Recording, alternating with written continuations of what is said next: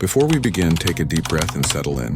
What you're about to hear are stories of real people, real mysteries, and moments that still have no answers. Here on ChapmanCrime, we explore the strange, the tragic, and the unexplained. From haunting disappearances and unsolved murders to stories that seem to defy logic. Each case you'll hear tonight is told with respect to the victims and their families. Some of these stories will stay with you long after the video ends, not because they're frightening, but because they remind us how fragile the truth can be. If you enjoy exploring mysteries that still echo through time, you're in the right place. This is ChapmanCrime, where every story hides a secret. In May 2006, 32-year-old Ray Rivera disappeared from his Baltimore home without warning. 6 days later, his body was found in a disused conference room at the Belvedere Hotel, one of the city's oldest and most mysterious landmarks. The details of his death remain as confusing today as they were when investigators first arrived. Ray was a writer and filmmaker, newly married to his wife, Allison. The couple had recently moved from Los Angeles to Baltimore so Ray could work for his close friend, Porter Stansberry's financial publishing company. He was ambitious and creative, a man who dreamed of making movies and writing stories about heroes and truth. But in the days before he vanished, something seemed to be troubling him.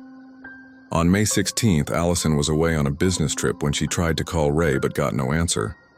Later that evening, he received a phone call that made him rush out of the house. He grabbed his keys, left the lights on, and took off into the night. His phone later found near his body, strangely undamaged. He was never seen alive again. 6 days later, his body was discovered at the Belvedere Hotel after staff noticed a hole in the roof of a lower conference room. The fall had been from 6 floors up, but nothing about the scene added up. His glasses and phone were found nearby with barely a scratch. The hole in the roof didn't line up with any accessible ledges, and the jump trajectory was physically improbable. Police ruled his death a probable suicide, but his family and friends were certain otherwise. The clues only deepened the mystery. In Ray's office, investigators found a strange note taped to the back of his computer. It referenced Freemasonry, secret societies, and a list of names, including people he admired and movie characters. The note was written in small type and cryptic language, ending with the words, "Whom virtue unites, death will not separate." Police dismissed it as personal musings, but to many it looked like a code. Friends said Ray had recently seemed anxious, convinced he was being followed. Some suspected he had uncovered sensitive information through his work in finance. Others believed his death had been staged to look like suicide, the details intentionally left to confuse. The Belvedere itself added to the legend, a century-old building with a history of secrets, old tunnels, and hidden service paths that could explain how Ray's body ended up where it did. But even that theory never solved the impossible angle of the fall. Years later, the case resurfaced in the Netflix series Unsolved Mysteries, reigniting public interest. Yet no new evidence has ever emerged. Ray Rivera's story is the kind of mystery that sits between logic and intuition. A man who may have known something too great to speak aloud. A fall that physics can't explain. A note that feels like a warning. And a question that still echoes through Baltimore's quiet nights.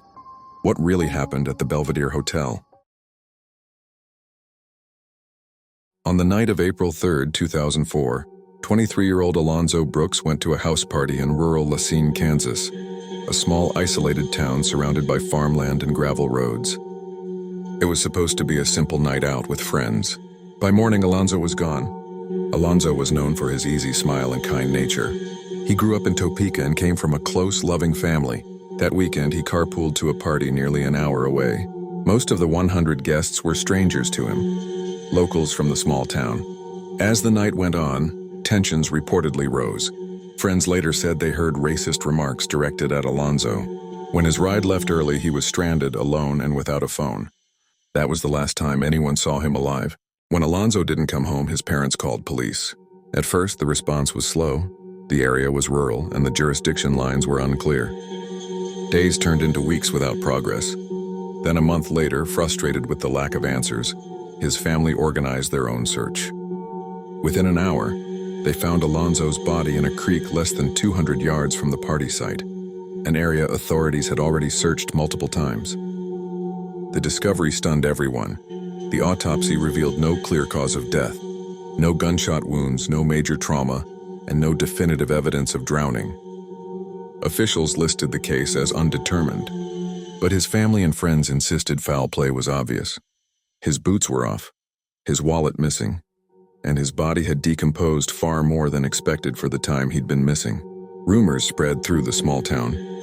Whispers of a fight, of people bragging afterward, and of a cover-up that reached beyond the party. But with little cooperation and no witnesses willing to talk, the case went cold. In 2020, after renewed public attention and a feature on unsolved mysteries, the FBI reopened the case as a possible hate crime. Investigators exhumed Alonzo's body for a second autopsy. This time, forensic experts confirmed what his family had believed all along. His death was not an accident. The FBI officially ruled it a homicide. Even with that ruling, no arrests have ever been made. Whoever was responsible has kept their silence for over 2 decades. The story of Alonzo Brooks isn't just a mystery. It's a reminder of how easily truth can be buried, and how deeply justice can depend on those who refuse to stop asking questions. A young man went to a party and never came home, and in a small Kansas town there are still people who know why. On the night of January 2, 2000, 18-year-old Zeb Quinn left his shift at Walmart in Asheville, North Carolina, planning to meet a friend about buying a new car. He never came home. What followed was one of the strangest disappearances in the state's history. A case that seemed full of clues, but none that made sense. Zeb was known as friendly, shy, and dependable. He was close to his family and had big plans for the new year. That night after work, he met a friend and former co-worker named Robert Jason Owens. The two drove separately to look at a car Zeb wanted to buy. They stopped at a gas station around 9 p.m. Surveillance cameras captured them talking, smiling, and leaving in their separate cars. It was the last time anyone saw Zeb alive. 2 days later, Zeb didn't show up for work, something completely out of character. His family reported him missing, and police began retracing his steps. When they questioned Owens, he claimed that after leaving the gas station, Zeb flashed his headlights, pulled over, and said he'd received a page on his phone. He supposedly drove off in a hurry, and Owens said he never saw him again. That story quickly began to fall apart. Owens showed up at work the next day with head injuries and a story about being in a car crash, but there was no record of an accident. Then came the first bizarre clue. 2 weeks after Zeb disappeared, his car, a light blue Mazda, was found abandoned in a restaurant parking lot near downtown Asheville. Inside were several strange items: a live puppy, bottles, a hotel key card, and a jacket that didn't belong to him. On the rear window, someone had drawn a pair of lips in bright lipstick. Police searched the car for fingerprints but found nothing useful. They investigated the items inside, but none led to Zeb. The puppy was adopted by Zeb's mother, who named it Little Zeb. For years, the case went cold, haunted by rumor and speculation. Some believed Owens knew more than he admitted. Others whispered about a love triangle, jealousy, and revenge. But without evidence, the case stayed unsolved. Then in 2017, 17 years later, Robert Jason Owens was charged with Zeb Quinn's murder. By then, Owens was already serving time for the unrelated killings of another family. Authorities claimed he had finally confessed to knowing what happened to Zeb, but the details remain sealed. Zeb's body has never been found. To this day, his disappearance is both solved and unsolved, a case with answers that still can't be seen. A young man drove out to buy a car one winter night and vanished, and all that was left behind was a puppy, a note written in lipstick, and questions that still echo through the mountains of North Carolina. On the morning of September 24, 2017, 32-year-old Elisa Gomez was found lifeless in the apartment she shared with her boyfriend in Sacramento, California. He claimed it was a tragic accident, that she had taken her own life after an argument. But her family and neighbors tell a very different story. Elisa was bright, passionate, and full of energy. She loved animals, music, and her close circle of friends. But behind closed doors, her relationship had become increasingly volatile. Friends said she had confided that she wanted to leave but was afraid of how her boyfriend might react. That night, neighbors reported hearing shouting, banging, and what sounded like furniture being thrown. One neighbor would later tell police that the argument went on for nearly an hour. Then everything went silent. Around 5 a.m., a 911 call came from Elisa's apartment. Her boyfriend's voice was calm, saying she had harmed herself and wasn't breathing. When police arrived, they immediately noted inconsistencies. The scene didn't match his story. There were injuries that couldn't be explained, and the positioning of her body raised more questions than answers. Still, the initial report labeled her death as undetermined. Elisa's family refused to accept that conclusion. They began gathering their own evidence, contacting forensic experts and pushing investigators to reopen the case. They discovered prior police calls to the same apartment and text messages that showed Elisa had been terrified in the days before she died. Months passed with little progress, but the growing pressure from family and supporters online began to draw attention. Her mother, Michelle, became her advocate, telling reporters, "My daughter didn't just die, she was silenced." The case eventually reached the district attorney's office, and Elisa's boyfriend was questioned again. He maintained his innocence, claiming she was emotional and that he had tried to stop her. Yet the autopsy revealed defensive bruising and injuries that didn't align with a self-inflicted act. Despite the evidence, no charges have ever been filed. The case remains open but inactive. An unresolved investigation clouded by inconsistent reports and unanswered calls for justice. Elisa's mother continues to share her story, reminding others that silence only protects the guilty. Her daughter's name now stands as both a warning and a symbol, that when a woman says she's afraid, someone should listen. In the end, Elisa's voice was taken from her, but her story continues to echo, carried by those who refuse to let her be forgotten.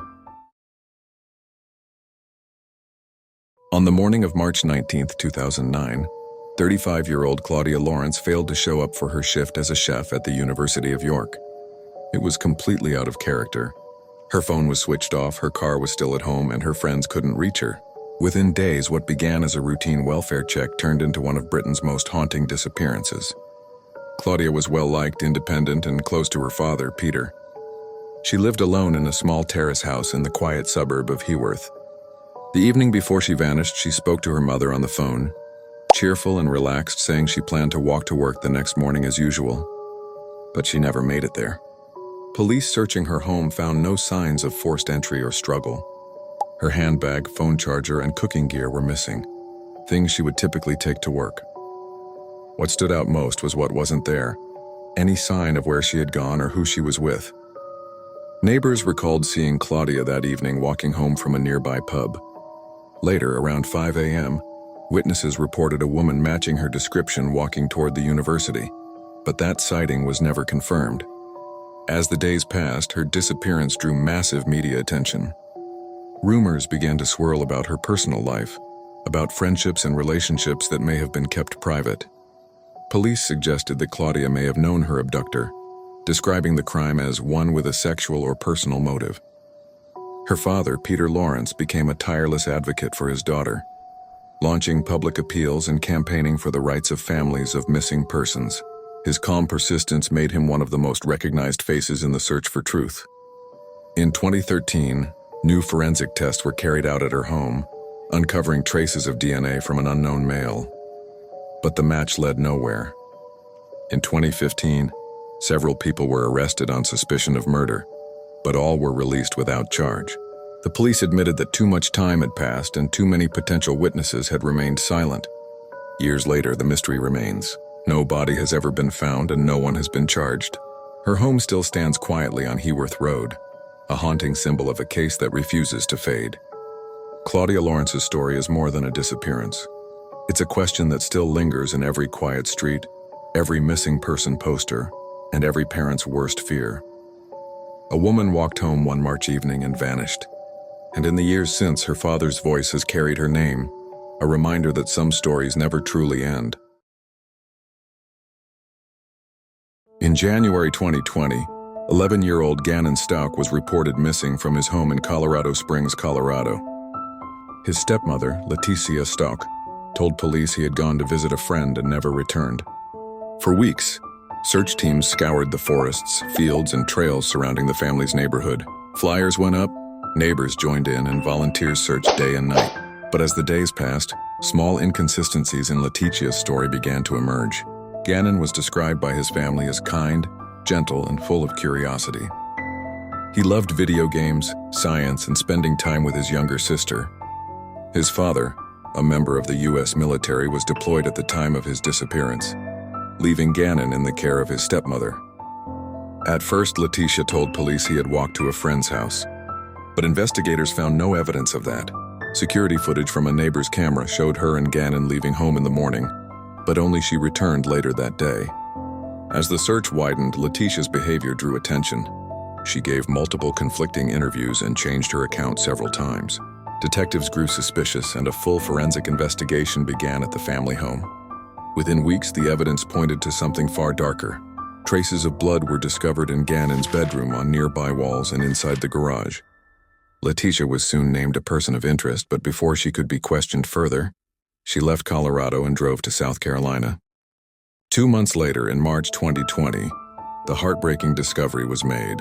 Gannon's remains were found beneath a bridge in Florida, over 300 miles from where he disappeared. Investigators determined he had been placed there during Letitia's cross-country trip. She was arrested shortly afterward and charged with multiple counts, including murder. During her trial, prosecutors presented extensive evidence linking her to the crime. In 2023, a jury found her guilty on all charges. She was sentenced to life in prison without the possibility of parole. The case shook the community, not only because of the cruelty involved, but because of how deeply loved Gannon was by his family and friends. His father, Al Stauch, spoke at the sentencing, saying his son's light would never be forgotten and that love would outlast cruelty.